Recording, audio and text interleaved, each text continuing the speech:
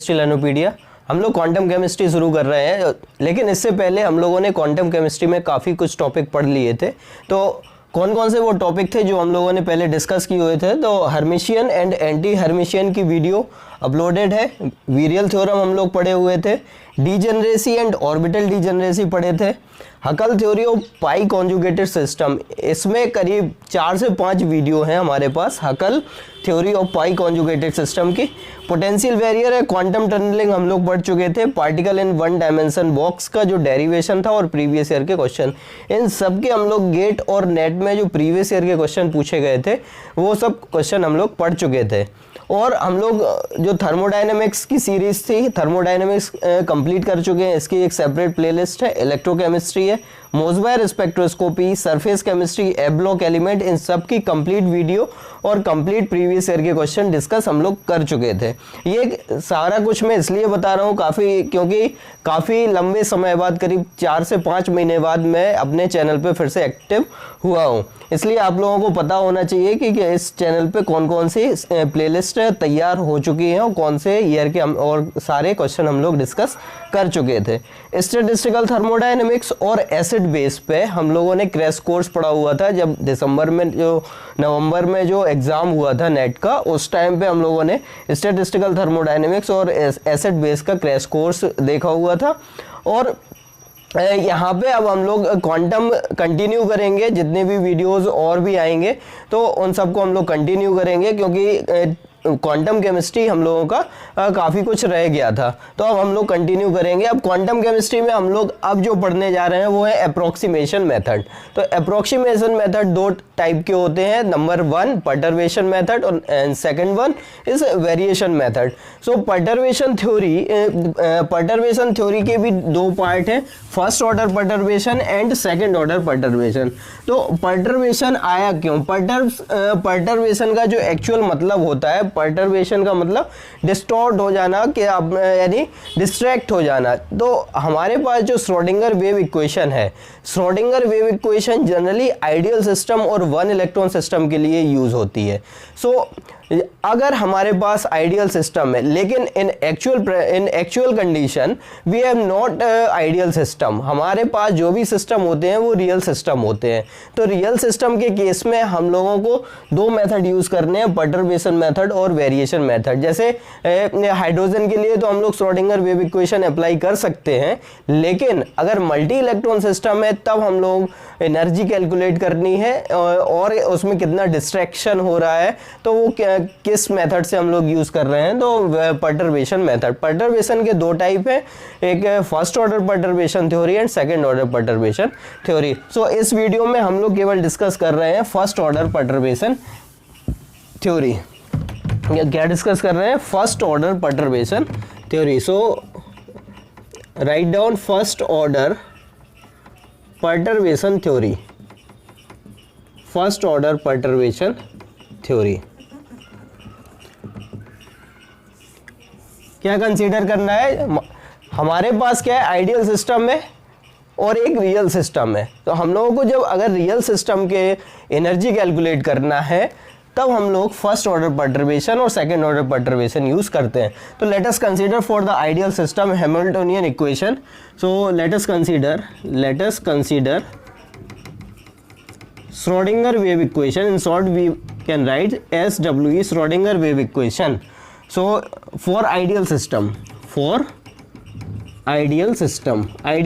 के लिए जो Schrodinger wave equation हम लोग लिखेंगे वो क्या होगी? H psi is equal to क्या होता है? E psi होता है। Where यहाँ पे हम लोग अनपर्टर्ब सिस्टम के लिए यहाँ पे नॉट या 0 लिख दे रहे हैं, 0 एंड ये। तो यहाँ पे जो साई है हमारे पास, साई नॉट या psi 0, this is unperturbed wave function, unperturbed wave function. E nought क्या है? E nought is unperturbed energy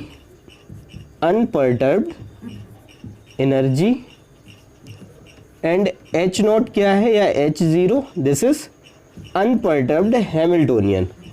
हमें सारी टर्मिनोलॉजी पता होना चाहिए। Unperturbed Hamiltonian, this is for ideal condition. Suppose we have a standard real system, so for real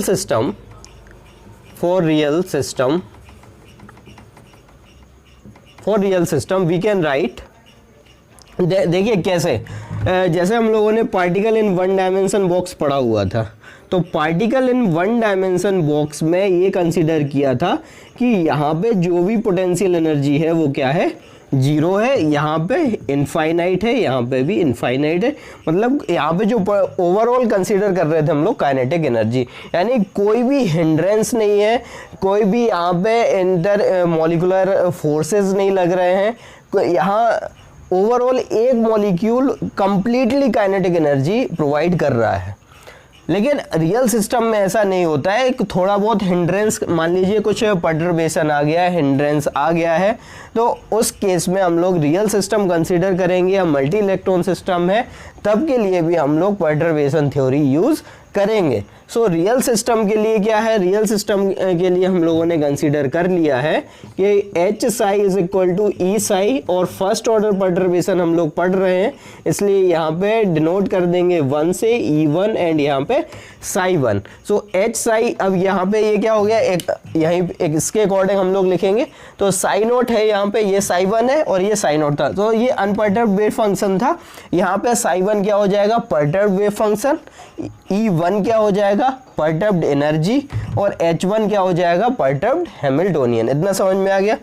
अब हमारा जो पर्टर्बेशन है कितना चेंज आ रहा है, तो चेंज हम लोग इस तरीके से लिख सकते हैं, H1 is equal to H0 plus delta H। कितना पार्ट पर्टर्ब्ड हुआ है, मान लीजिए इतना हुआ है। E1 is equal to E0 plus delta E, energy में इतना चेंज आया है। वेव फंक्शन में भी कितना आया है, वेव फंक्शन में मान लीजिए हमारे पास psi nought plus delta psi, क्योंकि रियल सिस्टम के डिफरेंस में या रियल सिस्टम को अलावा जितना भी जो कुछ चेंज होगा वो हमारा क्या होगा, पर्टर्ब्ड पार्ट होगा। तो इसलिए ये पर्टर्बेशन है हमारे first order perturbation energy, first order Hamiltonian and first order perturbed wave function. और कितना पार्ट पर्टर्ब हो रहा है, तो कंसीडर कर लिया डेल्टा एच हैमिल्टोनियन में, डेल्टा ई एनर्जी में और डेल्टा साई वेव फंक्शन में। तो अब यहाँ पे हम लोग क्या करेंगे, this is equation 1, this is equation 2, so this equation 2, so put all these values in terms of this one, so H1 psi is equal to E1 psi में जब हम लोग ये सब वैल्यू पुट करेंगे तो हम लोगों को वैल्यू क्या मिलेंगे, इसको सॉल्व कर लेते हैं।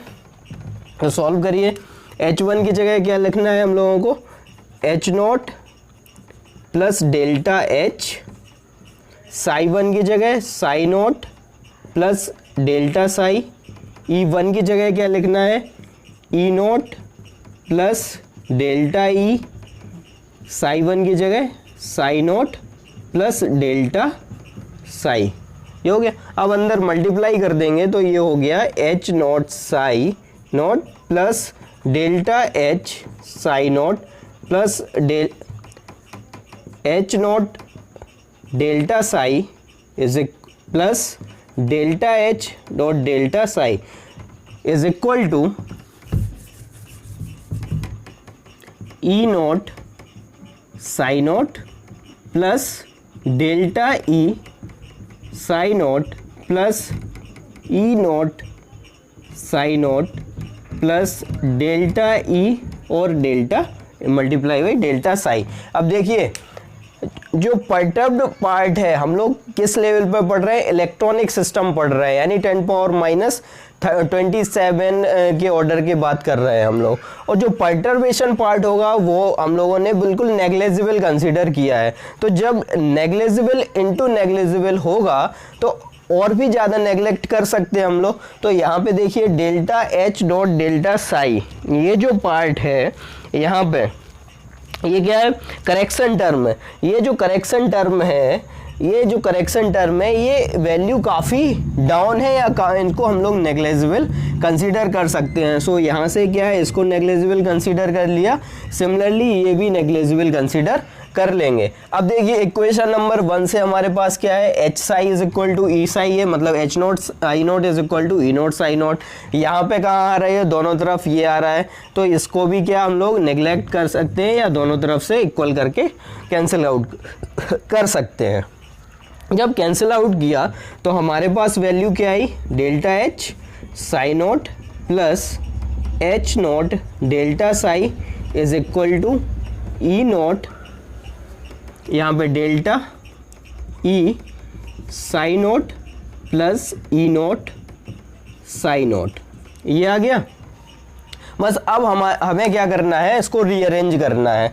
तो रीअरेंज के लिए साई नोट वाले टर्म एक साथ लिखेंगे और हम लोग इसको इस तरीके से बनाने की कोशिश करेंगे कि हमें परटर्बेशन एनर्जी मिल जाए। तो परटर्बेशन एनर्जी वाला टर्म कहाँ पे आ रहा है, दिस इज, देखिए this is perturbation Hamiltonian and this is perturbation energy and we have to calculate the perturbation energy. So perturbation energy को हम लोग एक साइड रखेंगे, बाकी इनको रीअरेंज करेंगे एक साइड। तो यहाँ से हम लोग क्या है, अगर हम लोग को जैसे कुछ भी कैलकुलेट करना होता है तो हम लोग लेफ्ट हैंड साइड में इसको लिख ले रहे हैं, ये overall part left hand side में लिखेंगे, इसको हम लोग लेफ्ट में कंसीडर कर रहे हैं।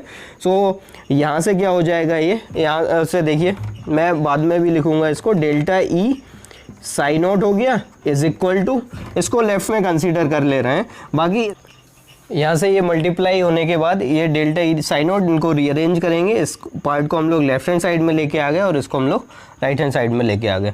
तो हम लोगों को कैलकुलेट करना था डेल्टा ई की वैल्यू, तो डेल्टा ई परटर्बेशन एनर्जी है, इसको कैलकुलेट करना है, तो इसको हम लोगों ने लेफ्ट हैंड साइड में रखा और बाकी यहाँ जो डेल्टा साई वाला टर्म है इनको एक साइड लिखा और इसको एक अलग एडिशनल टर्म में लिख लिया। So delta H psi nought plus ये राइट हैंड साइड में आएगा तो ये माइनस हो जाएगा, यहाँ से हो जाएगा ये डेल्टा एच नोट माइनस ई नोट और this is delta Sai, this is delta Sai. तो हमारे पास जो इक्वेशन बनी वो इक्वेशन कौन सी आ गई, डेल्टा ई साई नोट। अब देखिए हम लोगों को अगर डेल्टा ई नोट की वैल्यू कैलकुलेट करनी है तो जनरली हम लोगों को इस तरीके से पता है कि डेल्टा ई क्या है, एनर्जी है, कांस्टेंट वैल्यू आएगी। सो अगर हमारे पास कुछ इस टाइप से फंक्शन होता है, साई स्टार और कांस्टेंट मान लिया सी है और यहाँ पे साई डी टाउ है, सी जब बाहर आएगा और एक लिमिट अप्लाई करते हैं डी टाउ, तो साई स्टार अगर ये आपस में बराबर है, m is equal to n है, this is m consider, this is n, this is m and n, ये प्रीवियस वीडियो आप लोग देखेंगे तो समझ आ जाएगा। तो ये m is equal to n then this is psi square d tau, so इसकी वैल्यू कितनी आ जाती है, 1 आ जाती है। सो हमें ओवरऑल वैल्यू किसकी मिलेगी, ई नोट की। तो हमारा जो अप्रोच है वो ये है कि साई नोट हमें डेल्टा ई कैलकुलेट करना है, तो हम लोग क्या करेंगे, अब साई नोट स्टार से दोनों तरफ मल्टीप्लाई कर देंगे। तो मल्टीप्लाई करते हैं, देखते हैं क्या होता है।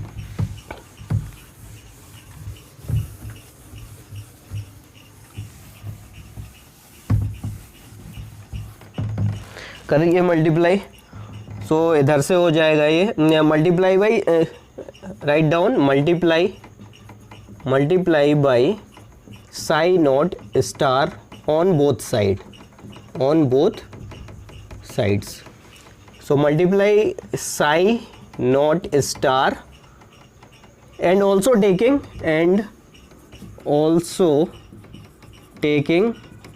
integration and